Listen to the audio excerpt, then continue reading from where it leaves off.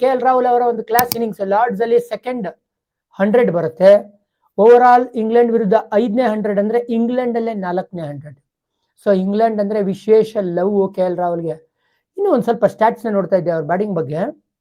ಅವ್ರ 100 ಅಲ್ಲಿ 89% ಕಂಟ್ರೋಲ್ ಇತ್ತಂತೆ ಪರ್ಸೆಂಟೇಜ್.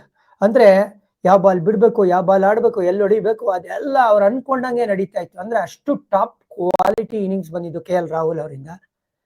ಅವರು ಕೂಡ ಸ್ವಲ್ಪ ಬೇಜಾರು ಮಾಡ್ಕೊಡ್ತಾರೆ. ಯಾವ್ದೋ ಒಂದು ಲೂಸ್ ಡೆಲಿವರಿ ಅಂತ ಹೇಳಕ್ ಆಗೋದಿಲ್ಲ, ಫ್ಲೈಟೆಡ್ ಡೆಲಿವರಿ, ಇನಾಕಿಯಸ್ ಡೆಲಿವರಿ, ಅದನ್ನ ಹಿಂಗ್ ಪುಷ್ ಮಾಡ್ಬಿಡ್ತಾರೆ. ಜನರಲಿ ಫೋಕಸ್ ಅಟೆನ್ಷನ್ ಇರುವಂತ ಕೆ ಎಲ್ ರಾಹುಲ್ ಆ ತರ ಒಂದು ಲೂಸ್ ಸ್ಟ್ರೋಕ್ ನ ಆಡೋದೇ.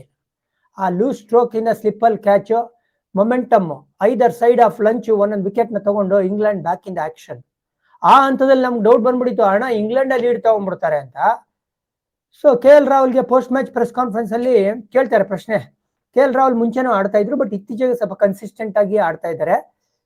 ಏನು ಬದಲಾವಣೆ ಮಾಡಿದೀರಾ ನಿಮ್ಮ ಟೆಕ್ನಿಕಲ್ಲಿ ಅಂತ ಪ್ರಶ್ನೆ ಕೇಳಿದ್ರು. ಕೆ ಎಲ್ ರಾಹುಲ್ ಅದಕ್ಕೆ ಹೇಳ್ತಾರೆ, ಟೆಕ್ನಿಕಲಿ ಏನಂತ ಇದು ಬದಲಾವಣೆ ಮಾಡಿಲ್ಲ, ಬಟ್ ನಾನು ಮೆಂಟಲ್ ಡ್ರಿಲ್ಸ್ ನ ಮಾಡಿದೀನಿ ಅಥವಾ ಒಂದು ಅದಕ್ಕೆ ಕ್ಲಾಸ್ ಹೋಗಿದ್ದೀನಿ to improve my reaction time ಅಂತ ಹೇಳ್ತಾರೆ. ಅಂದ್ರೆ ಕ್ರಿಕೆಟ್ ಅಲ್ಲಿ ನಿಮ್ಗೆ ಗೊತ್ತಲ್ಲ, ಅರೆ ಕ್ಷಣ ಇರೋದು ಬಾಲ್ಗೆ ರೆಸ್ಪಾಂಡ್ ಮಾಡೋಗಿ. ಅದರಲ್ಲೂ ನಿಮ್ಗೆ ಜೋಫ್ರಾ ಆರ್ಚರ್ ಅಂತ ಒಬ್ಬ ಬೌಲರ್ ಸತತವಾಗಿ 150 km/h ಆ ಸ್ಪೀಡ್ ಅಲ್ಲಿ ಹಾಕುವಾಗ ನಿಮ್ ಡೆಸಿಷನ್ ಮೇಕಿಂಗ್ ಪಕ್ಕಾ ಇರಬೇಕು, ನಿಮ್ ರಿಫ್ಲೆಕ್ಸ್ ಔಟ್ಸ್ಟ್ಯಾಂಡಿಂಗ್ ಆಗಿರ್ಬೇಕು. ಅದ್ರ ಮೇಲೆ ಕೆಲಸ ಮಾಡಿದೀನಿ.